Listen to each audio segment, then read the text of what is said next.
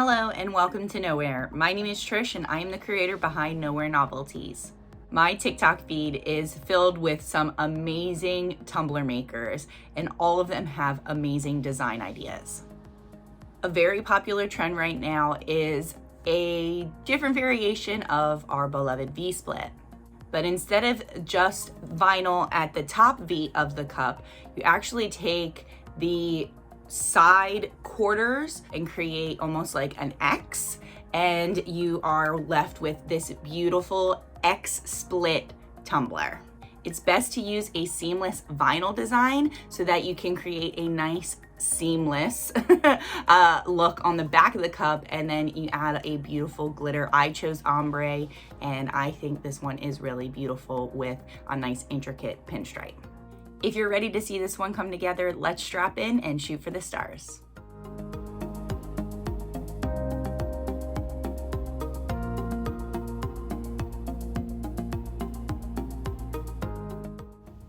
This tumbler blank is a 30-ounce thick from Maker Flow Crafts. I'm using this soft blue floral from Peachy Olive Glitters. I did the same thing I normally do with my V-splits, where I bring both of the corners together, but I actually cut all of the quarters out and take the side portions as opposed to like the top V, and that's going to create this X pattern.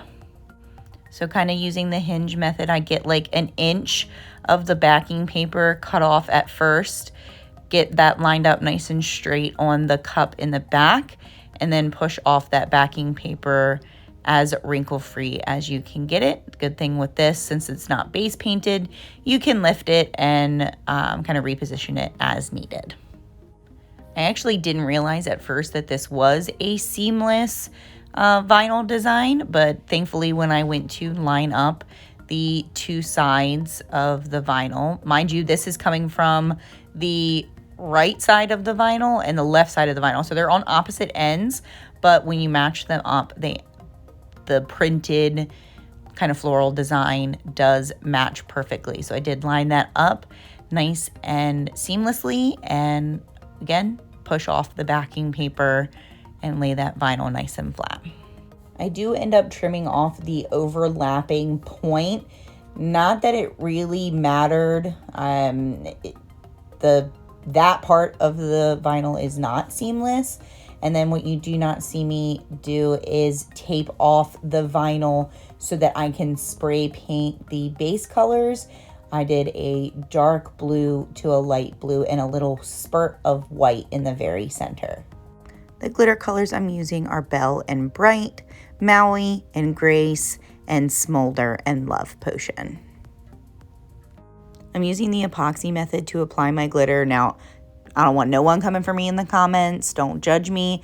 My epoxy did start to kick. I was using a fast set and I glittered a few other cups in this process, and this epoxy had started to set up. So it was pretty hot and pretty sticky already at this point, but all I needed it was for a little bit of adhesion and it worked just fine. I'm starting with my chunky glitters first. I'm kind of pinching and sprinkling those chunky glitters over the sections of the cups to create a little bit more dimension in the ombre.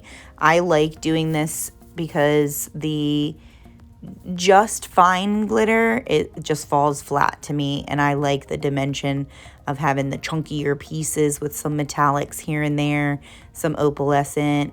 I just think it creates a lot of really cool depth in the design. And then for my fine glitters, I'm using my shaker. I wanted like a really soft dusting. I didn't want to overpower each of the sections.